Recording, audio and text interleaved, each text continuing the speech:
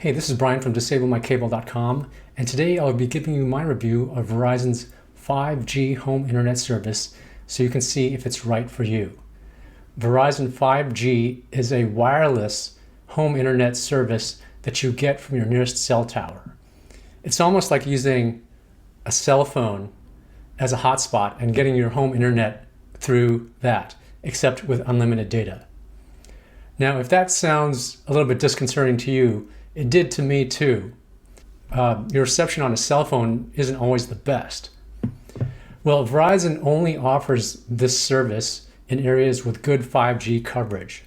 Not everyone can get it, so you have to check the Verizon website to see if you're within their area of service.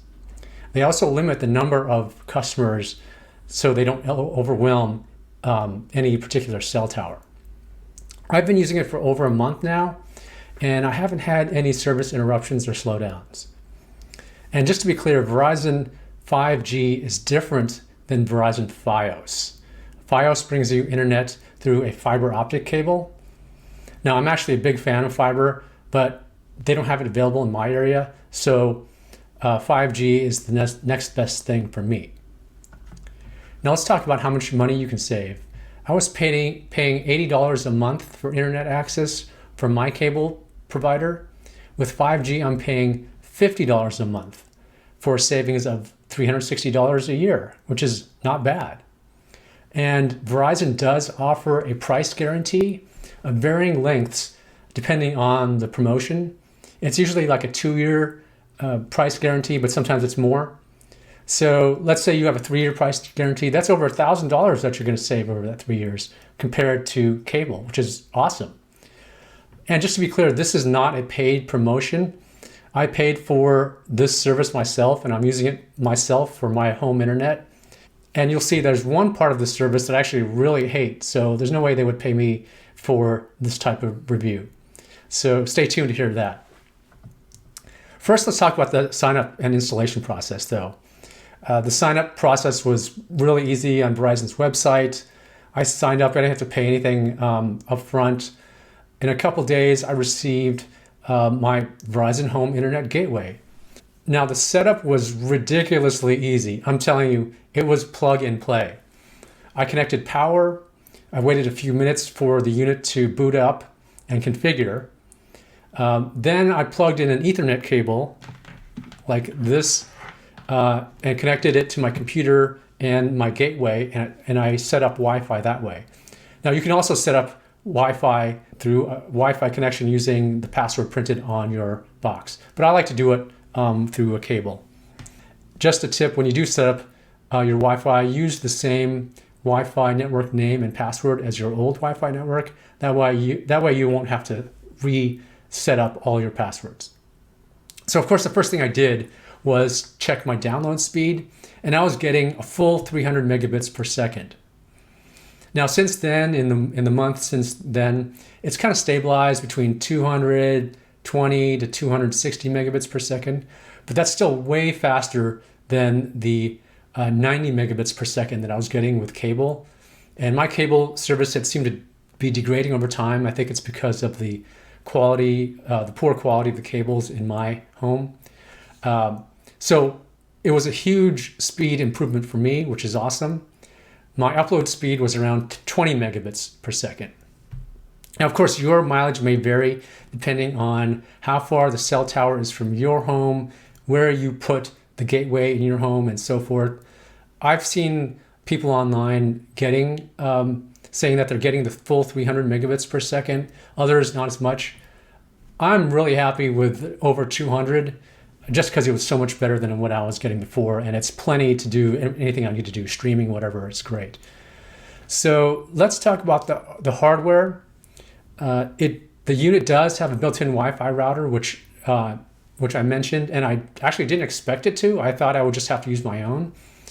Now, the Wi-Fi strength on the built-in router is fine if you live in a 1-bedroom apartment or a 1-story home, or even a small 2-story home.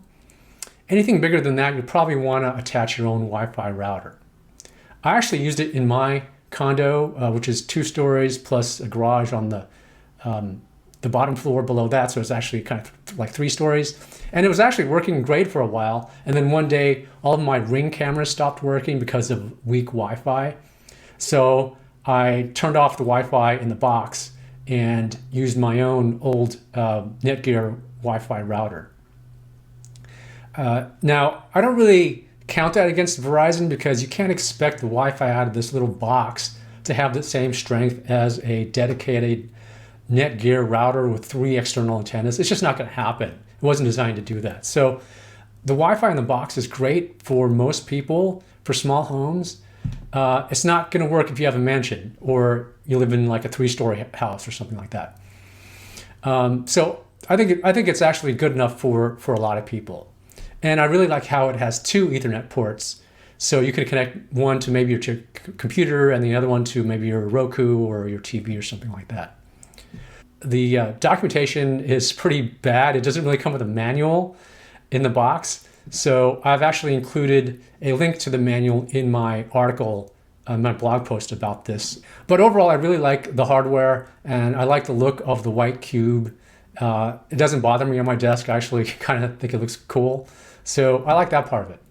The bad news is that the account creation process was a complete nightmare. So after you get the hardware working, you actually have to go in and set up your account, which kind of sounds backwards. Usually you would think you would set up your account first. I had a lot of problems with that part. It didn't recognize my unit's phone number or any kind of serial numbers that I tried to enter. I had to call Verizon. They said to wait until the unit was set up fully, and so I did. That didn't work. I called them again. They said they reset my password, but they had to mail me my new password when they reset my account. And that didn't quite do it, and so I had to do it again. And in the end, I was on the phone a lot with Verizon, and I got it to work. I got my account set up. I was able to enter my billing information for my auto billing, which got me that $10 discount from $60 a month to $50 a month. So it's all set up now, but there's still a lot of inaccurate information about my account on the website. Now I've called them and verified that, for example, yeah, my monthly cost is $50 a month. It's not $60 and so forth, but there are parts of the website that still say $60. So the back end of the Verizon website is just terrible. It really is. It's bad. It's got inaccurate information, and I can't even update all the fields myself. I have to call in. Aside from the painful setup, it's working, and I'm getting billed for the correct amount, which is the important part. So other than that, I actually really like my Verizon 5G home internet service so far. It's much cheaper than cable for me, and I'm getting much higher speeds in my case. I'm hoping that it will also be more reliable than cable because it doesn't depend on physical cable going from a telephone pole to my house, which in the past has failed, after storms or certain power outages and stuff. So I'm just hoping a wireless connection to their cell tower will be more reliable than a physical cable, especially in bad weather or a natural disaster, something like that. The Wi-Fi router included, I think, is pretty good. It's good enough for a lot of homes. It's not going to be good enough for everyone. So usually that's not a problem because you already had a Wi-Fi router with whatever service you're using. Just use that one and hook it up. There are a few caveats. If you use a VPN or do online gaming, there's some settings that you might have to do. Check out my article linked below for more details on that. For most people, you can just plug it in and it should work. So overall, I really like the service. This is not a paid promotion. I paid for the box myself, and I'm using it right now. So if this video was helpful to you, please like and subscribe to my channel. If you want to read more about Verizon 5G home internet, check out my site, disablemycable.com. I have a link in the description.